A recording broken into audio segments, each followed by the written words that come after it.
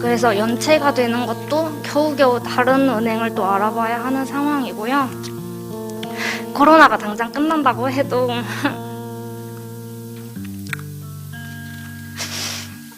해결이 될 수 있는 방법이 잘 생각이 나지 않거든요. 저희들은 가장 피해를 보는 게 정신적인 피해를 본 것은 아무것도 아닙니다.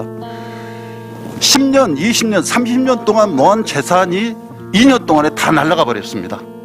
음식점 사장님들도 그렇고 임의용업계 사장님들도 그렇고 다 힘드시죠. 근데 저희 여행업은 안 힘들까요? 사실은 가정도 파탄이 나는 경우가 굉장히 많습니다. 저희 정말 여행업은 손실보상을 받을 수가 없을까요?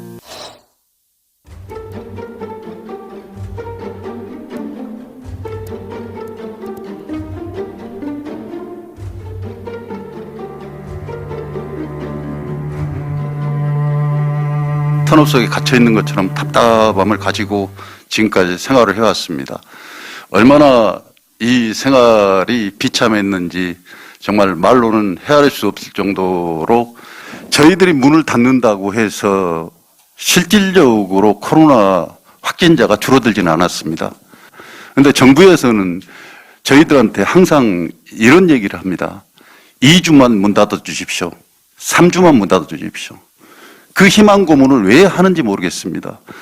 왜 그러는지 모르겠습니다. 아예 6개월 내지 1년을 닫게끔 하고 실질적인 보상을 해준다면은 이분들이 어디 가서 생계를 위해서 일을 할 수가 있을 겁니다. 저희들은 가장 피해를 보는 게 정신적인 피해를 본 것은 아무것도 아닙니다.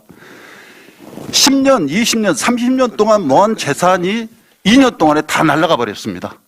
그건 누가 보상을 할 겁니까? 영업시간 같은 경우는 사실 저희 휘트니스 업종은 아침 6시부터 하는 데도 있고 24시간을 하는 곳도 있겠지만 저희 전체 회원수의 한 60, 70% 이상이 이제 한 식사를 하시고 퇴근을 하시고 7시 이후에 거의 오기 시작을 하셔서 11시, 12시까지 이제 운동을 하시는 분들이 좀 많이 있다고 봅니다. 그래서 뭐 저번처럼 이제 9시랑 10시 이 두 시간대는 저희 쪽에서는 되게 큰 시간대거든요. 두 번째로는 이제 백신 패스로 인해서 또다시 생긴 저희 쪽에 이제 불만적인 부분은 몸이 건강하기 위해서 운동을 하러 왔는데 백신을 맞지 않아서 오지 못하는 경우가 꽤 많이 생각보다 있다고 합니다. 이제 아까 말씀하신 것처럼 실질적인 손실보상이 아닌 금융지원 형태의 대출이다 보니 이것 또한 가게에 상당한 부담이 되고 있는 상황입니다. 그렇게 힘들게 버텨왔지만 11월 위드 코로나로 저희가 한낱 희망을 가졌고요. 사실 매출도 좀 회복이 됐습니다. 근데 또다시 정부의 영업시간 제한 조치로 현재는 매출이 반토막 난 상황이고요. 매장 임대료 등 고정비와 대출금을 어떻게 갚아 나가야 할지 지금 좀 막막한 상황입니다. 매우 안타까운 것은 구체적으로 어떻게 집행하겠냐는 보상 또는 지원이 결정되고 난 다음에 할 얘기인 것 같아요. 지금 이게 진척이 전혀 안 되고 있습니다. 이번에도 여러분 아시겠지만 저는 방역을 강화하면은 최소한 10단위 이상의 지원은 당연히 해야 된다라고 생각했는데 3조 2천억 해가지고 한 업소당 100만 원 지원을 했더니 결국은 지원하고 욕을 먹고 있는 그런 상황이 되어버렸거든요. 근데 과연 지금 현재 50조 원, 100조 원 지원을 야당이 말을 놓고 지금은 본인들이 당선되면 하겠다고 지금 말을 바꾸고 있어서 과연 실제로 가능할지는 매우 불투명 상태인 거죠. 그러니까 오늘 이런 노력도 이제 빈말로 끝나지 않고 그게 현실화될 수 있도록 하기 위한 좀 방안의 하나가 아닌가 싶은데 일단 이게 현실이 될 수 있도록 노력하는 게 훨씬 더 중요하겠다는 생각이 듭니다. 자, 이 중에 아까 대체적으로 제가 말씀드렸는데 부분 보상이 아니라 전부 보상이 된다. 그러니까 모든 피해자들의 모든 손실을 100% 보존하는 걸 원칙으로 해야 된다. 온전한 보장. 그다음에 피해가 발생한 다음에 나중에 그걸 되채워주는 방식은 죽은 다음에 음식 공급하는 거 비슷할 수가 있다. 사전 보상하자. 그리고 사후에 정산하자. 어쨌든 금융 지원으로 때우기보다는 재정 지원을 통해서 현실적인 피해를 보상하자. 그리고 이제 자영업자들에게 진짜 중요한 것은 매출을 올려주는 것이 당장 현금 주면 순환도 안 되는 그건 죽은 돈이거든요. 현금으로 지급하면 안 써버리니까 그건 죽은 돈인데 매출을 지원하면 살아있는 돈이 돼서 그게 소위 승수 효과로 실제 효과는 몇 배로 늘어나죠. 네, 그런 방식을 동원해야 된다 말씀을 아까 미리 드렸고요. 대출의 이제 한도 안에서도 극히 일부만 받는 상황이고요. 이 와중에도 밀린 임대료만 겨우 보태고 있다 보면은 이제 이자만 겨우겨우 내고 이제 버티고 있는 상황이에요. 그래서 손실보상이나 뭐 재난지원금이 들어와도 정말 그거는 한 달 임대료에 정말 극히 일부밖에 안 되거든요. 그래서 연체가 되는 것도 겨우겨우 다른 은행을 또 알아봐야 하는 상황이고요. 코로나가 당장 끝난다고 해도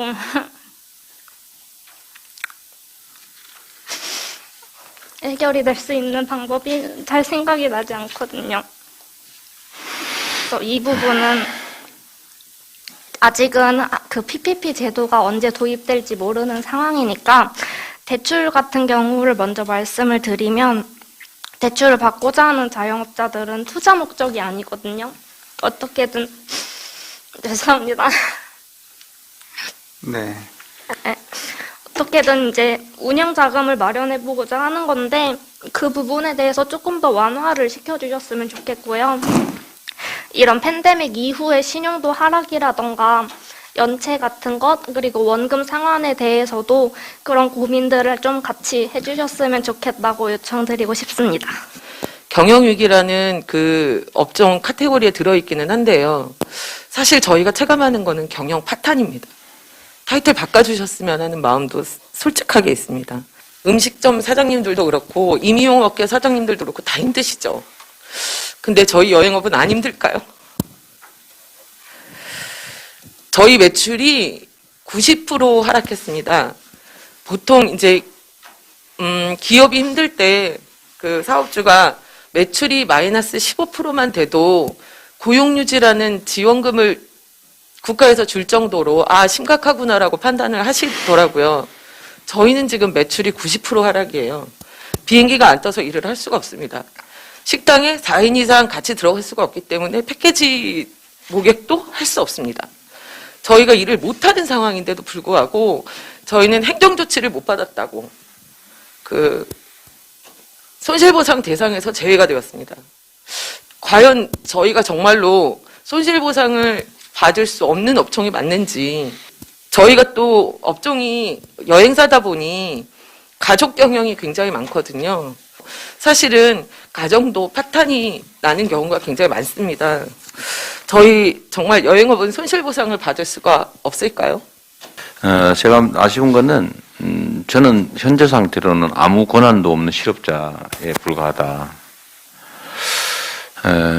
뭐 경기도지사라도 하고 있을 때는 경기도의 예산과 뭐 권한으로 조금씩이라도 우리 이충환 회장도 계시는데 할 수 있었는데 지금은 뭐 그냥 어딘가에 요청하고 어딘가에 건의하고 뭐 그런 정도에 불과하기 때문에 참으로 가슴 아프고 또 안타깝다는 생각이 듭니다. 일단은 정부의 직접 명령에 의해서 직접 피해 입은 쪽은 더 확실하게 또 정부 조치에 의한 피해니까 그건 손실보상이라도 하지만 여기는 간접적 피해라서 대상이 안 되는 점이 얼마나 갑갑하겠다는 생각이 듭니다. 국가가 왜 존재하는가를 참 고민하게 하는 그런 사안입니다. IMF 때 투자된 그러나 현재도 회수하지 못한 60조 원, 그때 경제 규모로 따져서 10%. 우리 경제 규모의 1960조니까 10% 하면 약 200조 정도 되는데, 다른 나라들이 대개 이 정도 지원을 이상 한 2배 정도 한 것 같은데, 이 50조, 100조 가지고 이렇게 국민들 눈에 눈물 나게 하고 정치적으로 누군가가 덕보지 않을까 싶어서 말했다가 취소해버리고 이게 과연 정치인가 그런 생각이 듭니다. 윤석열 후보님, 김종인 총괄선대위원장님 말만 하지 말고 우리 이예은 씨 저 눈물 흘리지 않게 좀 하십시오. 이게 뭡니까 이게? 본인 주머니 털어주라는 것도 아니잖아요. 정부가 우리 국민 전체의 부담으로